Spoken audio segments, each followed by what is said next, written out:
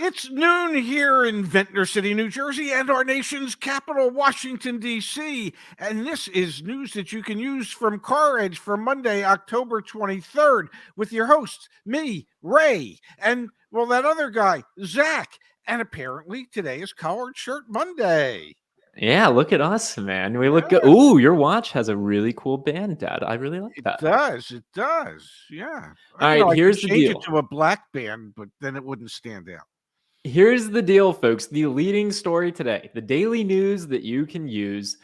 The American automakers, those Yes. that rely on the UAW, they are releasing earnings, most of them this upcoming week. And holy cow, the prospectus is looking bad.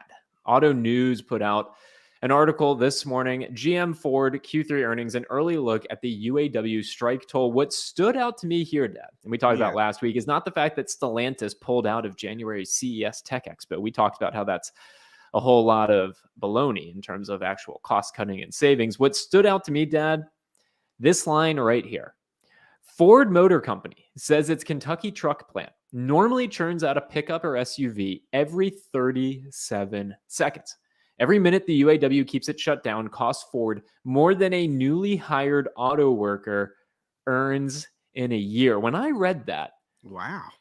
no wonder Ford came out recently and they got a $4 billion line of credit. No wonder GM did the same thing. Earnings are coming this week for these companies, Dad, and they are going to demonstrate that they've lost hundreds of millions of dollars. And last time I checked, the UAW extended their strike just this morning to impact a Ram pickup truck plant. That's on the heels of the UAW receiving an upgraded offer from Stellantis and GM just recently. The strike continues on, Dad, and the economic impact seems very meaningful. What do you make of this? Well, I think I said it in my headline. A billion here, a billion there. It's only money. Okay, it's not a big deal. It's only money. We'll make more. We'll settle this damn thing eventually, and then we'll make more. Um, you know, I think that the big three are going to report huge losses due to the strike.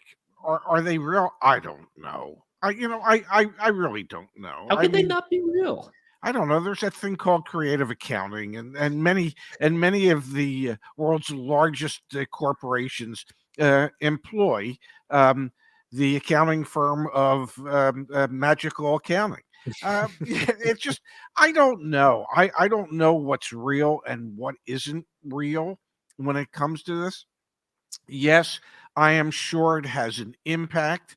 Um, I'm also sure, based on the day supply of Dodge Ram pickup trucks, that Stellantis is probably high fiving everybody in the executive suite, going, "Thank God they finally are going to shut down this plant." Um, I any strike will have an impact. It has an impact both on those who are striking and those who are being striked. Um, is it significant? Well, yeah, the federal government will end up saying it's significant. The losses that these manufacturers will be able to write off against their taxes, they'll say it's significant. Will it get settled? Hopefully in the next week or so. I mean, There's a lot of talk about pre-Thanksgiving now. That's the new milestone. It's like, can we get this done before Thanksgiving? That's what everyone's talking about. well, and I remember saying that about a week or 10 days ago that I thought that if it didn't get settled in the first 10 to 14 days, and I readjusted my thinking to saying I think they'd like to be able to get it done by Thanksgiving so that all these good folks can have a happy holiday season. That's an important time of year. We know that all three of the legacy manufacturers have upped their offers to a 23% increase with some tweaks depending on manufacturers, but the overall increase for employees would be a 23% wage increase over the life of the contract. We also know that the UAW was initially looking for a 40% increase, and then they reduced it somewhere into the 30s. I said weeks ago I thought that the final outcome would be somewhere between 25 and a 28% wage increase. Um, we're getting there. Negotiations take a while. Nobody wants to give in at first. So yeah, hopefully this thing runs its course within the next month, and we'll see what happens. But yeah, allegedly, yeah, they're all losing billions. How much revenue do you think flows through that Ford truck and SUV plant annually? How much revenue do you think is Revenue? generated from it? Yep. Well, I mean, if they're losing an employee's earnings in a minute, every minute it's shut down, I don't know. It's got to be several $billion, doesn't it? Several billion would be light.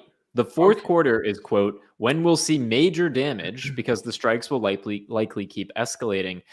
David Whiston, a U.S. auto equity analyst with Morningstar, citing the Kentucky truck production plant as an example. That factory generates 25 billion with a B in annual revenue, building Super Duty pickups and Ford's large SUVs, the Expedition and the Lincoln Navigator. What's fascinating, Dad, about this particular plant that's being striked right now, Super Duty and large SUVs, highly profitable for Ford and are very meaningful and I would say material to their strategy of using ICE profits, internal combustion engine profits, Yes. to underwrite their EV transformation. $25 billion in revenue lost in a year if that plant stays down. The UAW came out and said that they were going to strike strategically. These are big shots, man. The other one that we're going to talk about is Ram. And again, earnings are this week. Earnings are this week coming on the heels of Tesla earnings that were not particularly strong.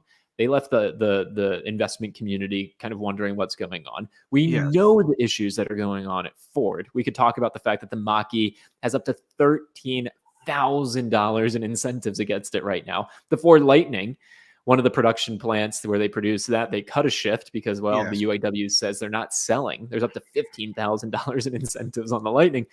Again, I think the fact that they're losing billions is a huge reason why they still have to be at the negotiating table and figure out some sort of solution here. And if they do agree to 25, 26, 27, 28% increases in wages, they've come out and said, Ford has come out and said they would literally they will go out of business if they go up that high. So how does it work, man? What's the solution here? What's the Well, soft landing? let me help you with this. Bill Ford went to the Zach Shefska School of Hyperbole. Okay. Yes, of course they're going to say, oh my God, if we give you 25, 26, 27, 28% wage increase, it's going to put us out of course they're going to paint the worst picture possible. That's called negotiating. And so that's what they're doing. You know, Now, having said that, could it possibly put them out of business? It very well could, because they're not competitive in the EV market, and this will make it even harder for them to be competitive in the EV market. And that seems to be where everybody is transitioning, even though EV sales have kind of plateaued and just stabilized. The demand for EVs has seemed to have dropped off, which was why Hugely. Ford was happy to shut down a shift at their Lightning plant. You know, but yes, these wage increases ultimately could make it so that Ford, GM, Stellantis no longer can compete against non-legacy new breed manufacturers such as Tesla, Rivian, BYD out of China, some others out of China. I mean, there could be some real issues that could end up forcing some of these manufacturers to possibly go out of business. Yeah, but that last time I checked, that possibility exists with any business. So Yeah, but the fact that Bill Ford was a recent graduate of your university is pretty impressive. I mean, he put out some very strong, very, very strong comments. One of the things that I'm thinking about is how the buildup of expensive inventory is also going to play in to all of this. One other note worth bringing up here and putting on the screen: GM. Let me pull it up really quick.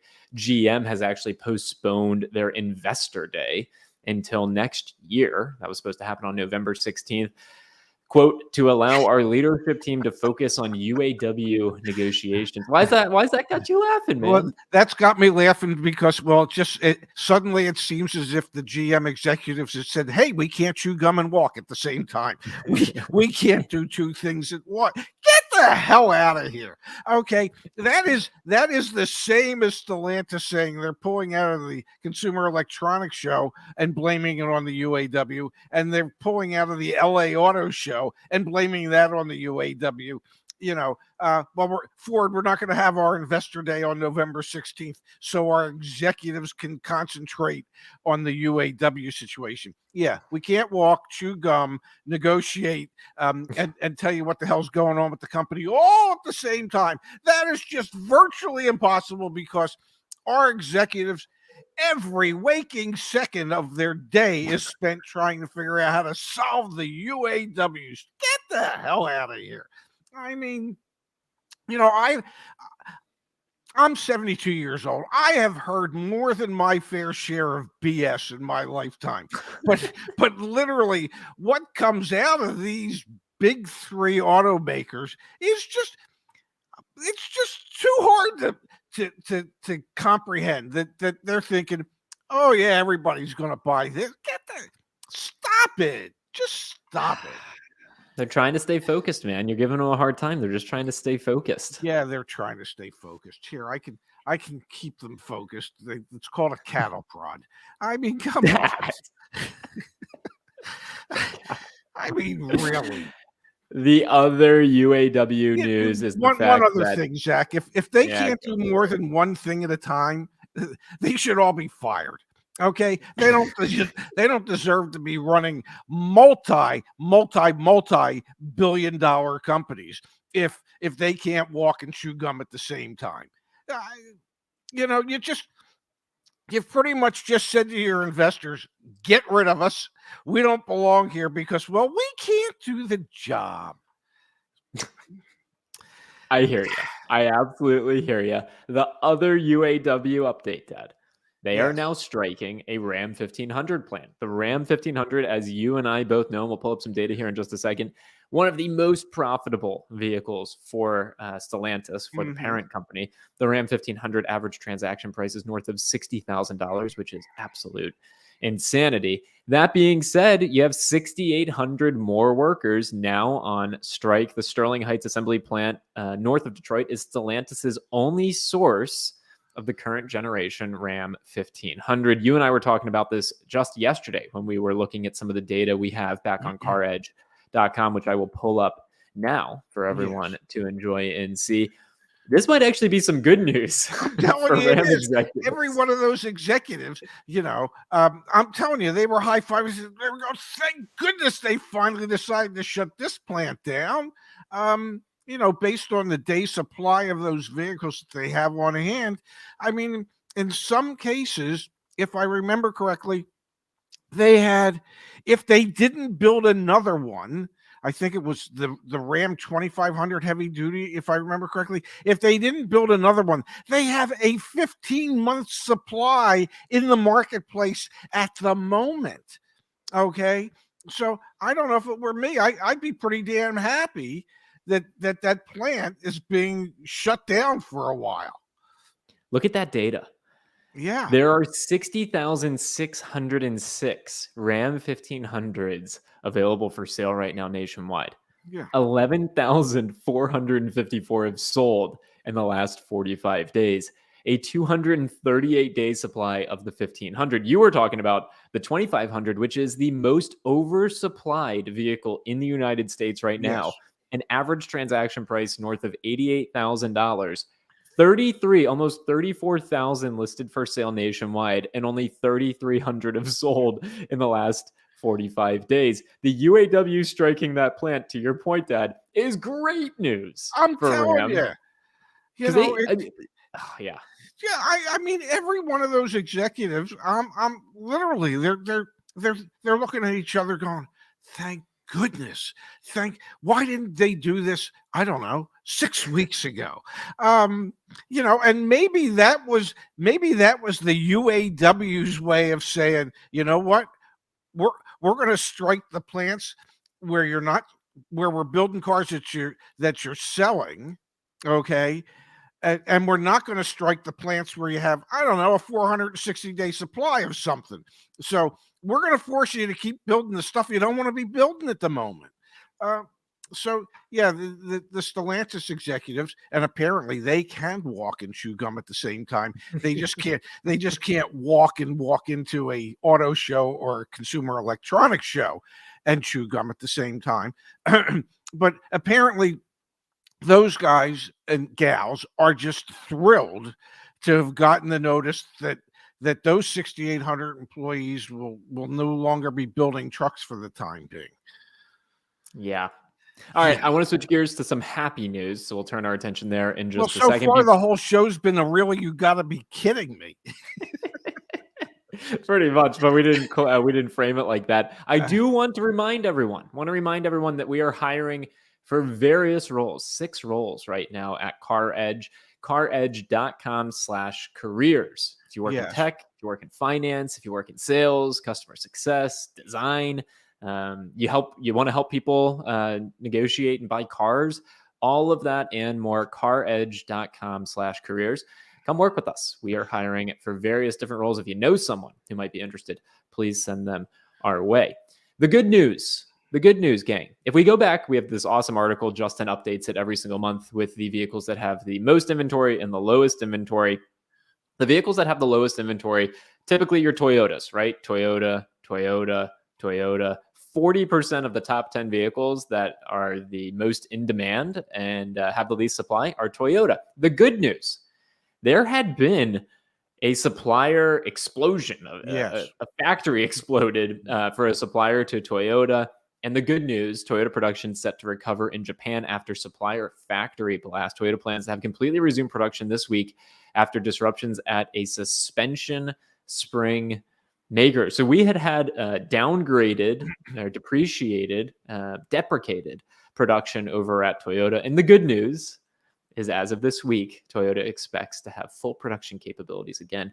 That is the one brand that cannot afford to have their production lines go down, man. Like, they are in serious trouble when that happens. Yes, since they're the ones that have perfected just-in-time manufacturing, well, you can't stay on time if your suppliers can't supply the parts that you need. And so an unforeseen circumstance like an explosion at the plant really screws things up for a manufacturer like Toyota. Yeah. But they expect to have, I believe it's all 7 of the plants operational again by Thursday, and if I'm not mistaken, 6 of the 7 operational again by tomorrow. So that's good news for Toyota and Toyota customers worldwide. And it was just an unfortunate circumstance that they had to go through last week. But yeah, now I think we can see, other than the explosion, there truly is light at the end of that tunnel. Yeah, which would be good. Again, we talked to Marcello on Friday. We have a video coming out tomorrow talking about the Toyota situation. It's really depressing if you want to buy a Toyota. But, we hear some news like this. That's something that turns a frown upside down. Another thing that I thought was interesting, Dad, car sales guy over on X. He posted this just the other day. He runs, he's a general manager at a dealership, another one of those anonymous Twitter accounts. He said 2024 models are being released, and big surprise, MSRPs continue to increase. We can't be too surprised about this, Pops. We've been seeing the writing on the wall. Parts prices going up, labor costs going up. We should all anticipate that newer model year vehicles are going to be more expensive than their predecessors. Ford came out and recently announced even the entry-level pricing for their F-150 is going to be up materially year over year. I mean, I imagine we will continue to see MSRPs increase, right? Oh, absolutely. I mean, you typically have an MSRP MSRP increase every model year. This year, there'll probably be more than one. There's the initial one that we're seeing. And Yeah. then once the strike gets settled, and they have an excuse to increase the MSRPs again because of the expense of the money that they lost, the billions that they lost during the strike, and the new expenses associated with the strike settlement. That'll give them reason enough to raise the MSRPs a second time. So yeah, I would suspect that we will see through most of the GM, Ford, and Stellantis. I wouldn't be surprised if we see 2 or 3 MSRP price increases during the course of the 2024 model year. I would Which not I be think is going to shocked by put that at all. Which I think is going to put, I just dropped the link in the chat for the caredge.com/sell so you can see what your used car you own is worth. The reason I dropped that in the chat, Dad, is because as MSRPs on new cars continue to go up, that will artificially increase used car prices because people Should. are looking for more affordable options, meaning that even though we're seeing some softening in wholesale used car values right now, all expectations are that used cars are still going to be a hot commodity. There were 15 million new cars not produced over the past 2 years. MSRPs are going up, interest rates are going up. Like used cars are still going to be very, very valuable. I was actually just talking to one of our community members this morning, a woman named Delilah. Her lease on her Honda CRV ends in a month. She's working with us to get her next car. She has $7,000 in lease end equity. $7,000. And she hasn't even shopped it yet. That was just the dealer saying, Yeah. we would pay you this and your payoff is that. I mean, and I told her, go to caredge.com/sell, see what CarMax would offer, see what Car Gurus would offer. $7,000. I expect we're going to hear a lot more stories like that over the coming, honestly, years as the manufacturers continue to increase MSRPs and new car prices and just make it not attainable for most people. And anybody who has a lease coming up where their lease is due, you would probably be foolish to ever think about turning it back in. And if you've taken care of your leased vehicle while you've had it, well, then you know everything about the vehicle, you know how it's been maintained, and in most cases, the residual value that you could buy it for, if yours is one of those leases that you can still buy at the end, what you could buy it for is probably a good 25 to 35% what the vehicle's market value would be. So it is not often you have, as a consumer, as a customer, the opportunity to buy something at 25 to 35% below what its real value is. You would be foolish, in my opinion, not to do that. Yep. You know the car. Even if you just turned around and sold it and pocketed the equity, take whatever equity that is, divide it by the 36 months that you had the vehicle, and effectively you've reduced what you paid for that vehicle by that equity. So don't allow a dealership to talk you into just turning it back in. You're I want giving to up just pull up. profit. I want to pull up on the screen a couple things. I saw a chat comment from Mark Miller that says, wait, what? Right, the big three raised prices 50% over the last 3 years, didn't they? And you're talking about lease end pops. I want to just show everyone. You go to the website. Yes. We have tons of videos here on YouTube, but if you go to caredge.com, we have this nifty little top nav now. It says resources. Go to free guides. Then scroll down and go to the search. Maybe if y'all have suggestions for how we can make the search more accessible, I'm all ears. Then you go to search and you type in lease end and you hit enter. All of our guides, what to do at the end of a car lease, pops up right there. How to end your car lease early, Hyundai lease deals. I'm going to hit the back button and I'm going to type in MSRP increase. I'm going to hit search. Here you go. The latest new car price trends in 2023. 10 cars with big MSRP increases. Trike prices in 2022. MSRP increases across the board. We have so many useful relevant articles and pieces of information here. Use that search feature. Okay. And here you go, Mark, to your point. Ford Lightning prices have been up 40% since 2022. But just please, I just want to make sure everyone understands how to access this information. It's all there and it's all free. It's I what? want you to consume it. It's all there and it's all free. Are you It's all there trying? and it's all free. It costs nothing. We should start hyping up dealer reviews. CarEdge dealer reviews. They're out there right now, but we've got a whole new interface that's coming out probably in like 2 weeks or so. I'll demo it later on this week. You saw it, Dad. You saw the Yes. team. Mitch gave an awesome presentation. Like dealer reviews, 100% free. Gonna be awesome. Not going to be underwritten by dealers who can manipulate reviews or anything like that, or reputation management, all that crap.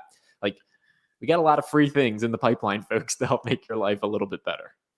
Can I say one thing? And Go for it. And even if you tell me I can't, you know me well enough to know that I'm going to say it anyway. Go for it. Your company, CarEdge, you know, somehow I'm a part of it.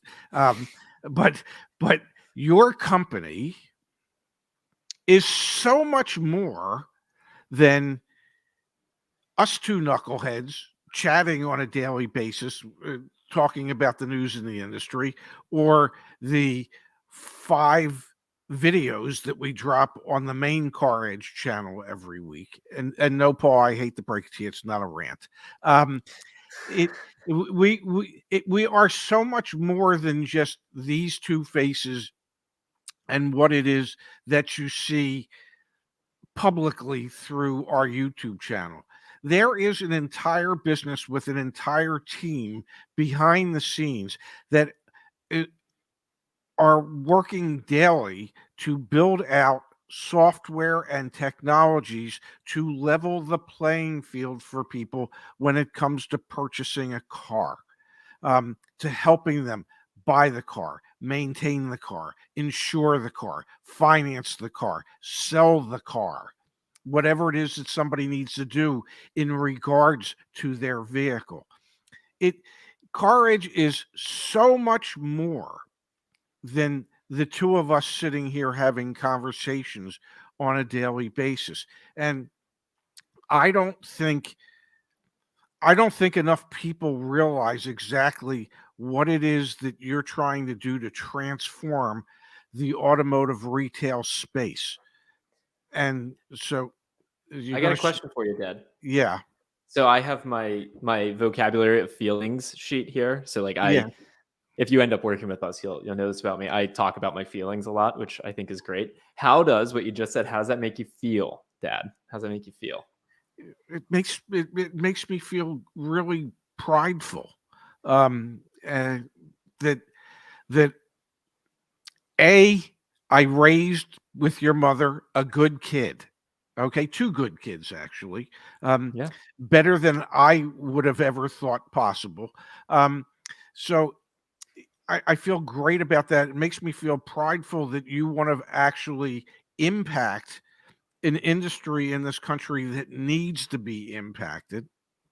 And it just, I'm just proud. I'm proud of what we're building. And I'm proud that it's more than just you and I. If I may, how many employees do you have at the moment? I hate that phrasing. I don't have employees. The company employs about 25 of us. Only 25? I thought it was actually more than that. Yeah, if you add in all the part-time people, it's okay. So with the part-time people, it's closer to 30, 35. Okay. And you're looking to add more? Yeah. Okay. Yeah, a lot more. And if we just wanted to be a YouTube company, how many of those people would you really need? I mean, I get where you're going. We don't have to belabor it. It would be significantly smaller and, a lot less stress, but it's way more fun doing what we do. It's all good. No, but I'm just, you and your company, you're a job creator. Okay. You are transforming an industry. You are creating jobs for people to be able to help do that. And it's way bigger, way bigger than two guys sitting, one guy in my living room and one guy with a picture of my kitchen behind him. It's so much more than that. So Thank you, that's Dad. it. I I'm feel I'm I'm I I'm done. feel proud too. I feel really proud. I feel really proud. Good. Yeah. How does it? Yeah. How does it make you feel? Yeah. Makes me feel proud. Makes me Yeah. feel eager and optimistic for the future. Yeah, I feel.